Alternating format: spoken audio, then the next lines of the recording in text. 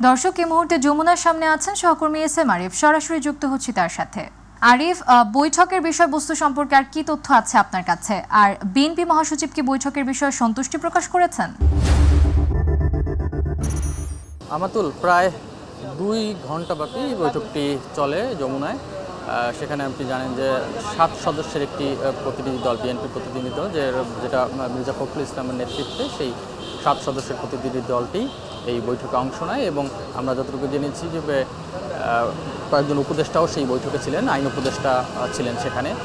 তো সব মিলিয়ে যেটি জানতে চেয়েছেন আসলে মির্জা ফখরুল ইসলাম আলমগীর বৈঠক শেষে আমাদের সাথে যে ব্রিফ করেছেন তাতে তিনি সেই নির্বাচন বিষয়ে যে রোডম্যাপ ঘোষণার কথা বলে আসছে বিএনপি, সেটি ক্ষেত্রে প্রধান উপদেষ্টা যে কথা বলেছেন, বক্তব্য তাদের সাথে কথা হয়েছে, তাতে তিনি সন্তুষ্ট নয় বলে জানিয়েছেন। প্রধান উপদেষ্টা আগে জাতির উদ্দেশ্যে যে ভাষণটি দিয়েছিলেন, যেখানে বলেছিলেন তিনি ডিসেম্বর থেকে জুনের মধ্যে নির্বাচন অনুষ্ঠিত হবে, এবং তার বক্তব্যেই তিনি এখনও অটল রয়েছেন। এবং সেই কারণে আসলে মির্জা ফখরুল ইসলাম আলমগীর বের হয়ে যে আমাদের সাথে কথা বলেছেন গণমাধ্যমের সাথে, সেখানে তিনি অসন্তুষ্ট প্রকাশ করেছেন। এবং তিনি আরও একটু বলেছেন যে ডিসেম্বরের মধ্যে যদি নির্বাচন না হয় সেক্ষেত্রে বিশৃঙ্খলা সৃষ্টি হতে পারে এবং সেটি নিয়ন্ত্রণ করা কঠিন হবে, সেই আশঙ্কা তিনি জানিয়েছেন প্রধান উপদেষ্টার কাছে।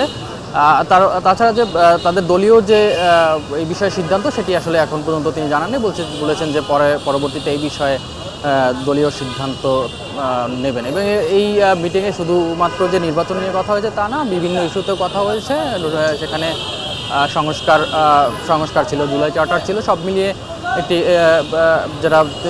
যেটা বলা যায় যে সব মিলিয়ে এখানে বৈঠকটি হয়েছে বিএনপির সাথে। এবং বিএনপির মির্জা ফখরুল ইসলামের পরেই কিন্তু আসলে আমাদের সাথে গণমাধ্যমের সাথে কথা বলেছেন আইন উপদেষ্টা। তিনি যেমনটি জানিয়েছেন যে বৈঠকে বিএনপি যে রোডম্যাপের কথা জানতে চেয়েছে, সেটি বলেছেন যে তারা জুনের কোনো ক্ষেত্রেই জুনের পরবর্তীতে এই নির্বাচন নেবেন না, তারা জুনের মধ্যেই নির্বাচন করতে চান। এবং প্রধান উপদেষ্টা যে কথাটা বক্তব্য দিয়েছেন সেখানেই সেই বিষয়ে তারা অনেক উপদেষ্টার পক্ষ থেকেও কিন্তু বিভিন্ন ধরনের বক্তব্য এসেছে। সেটি যেমন বিভিন্ন রাজনৈতিক দল বলছিলেন যে নির্বাচন বিষয়ে অনেক ধরনের বক্তব্য আসে, সেটিও আসলে এখানে ক্লিয়ার করেছেন। তিনি বলেছেন যে কোনো মানুষ বা যে কেউ এই কথা বলতে পারে, তার বক্তব্য কিন্তু অন্তর্বর্তী সরকারের যে বক্তব্য সেটি হলো জুনের মধ্যেই তারা নির্বাচন যত দ্রুত সম্ভব সেটি নির্বাচন তারা অনুষ্ঠান করবেন। এবং এই বিষয়ে বিএনপির সাথে তাদের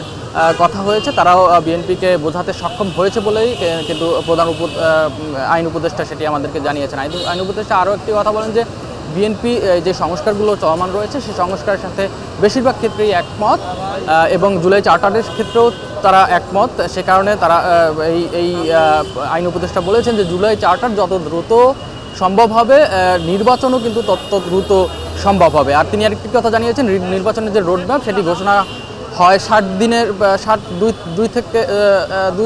2 মাসের আগে বা 60 দিনের আগে, সেইভাবেই কিন্তু আসলে নির্বাচনের রোডম্যাপ কিন্তু তারা ঘোষণা করবেন, এটি তেমনটি জানানো হয়েছে। তার মানে নির্বাচন অনুষ্ঠান যখন হবে তার ঠিক 2 মাস আগে রোডম্যাপ ঘোষণা করা হবে, এটিও কিন্তু আইন উপদেষ্টা জানিয়েছেন। এবং পাশাপাশি বিএনপি একটি কথা জানিয়ে আসছিলেন যে শেখ হাসিনার গণহত্যাকারী যে শেখ হাসিনার বিচার সেটি আসলে ত্বরান্বিত করার বিষয়ে বিএনপি বারবার চাপ দিয়ে আসছিল, এবং সেটিও আইন উপদেষ্টা জানিয়েছেন। এবং বিএনপি একটি কথা জানিয়েছেন যে এই ট্রাইব্যুনালের আকার একটু বৃদ্ধি করা, সেটি বিষয়েও কিন্তু ভাবছে এই আইন মন্ত্রণালয়, সেটিও কিন্তু অন্তর্বর্তী সরকার সেটিও কিন্তু জানিয়েছেন। সব মিলিয়ে বৈঠকটি যারা উপদেষ্টা রয়েছেন তারা বলছেন যে বৈঠকটি এক প্রকার সফলই হয়েছে। তবে বিএনপির পক্ষ থেকে কিন্তু নির্বাচন বিষয়ে আমরা দেখেছি অসন্তুষ্টি প্রকাশ।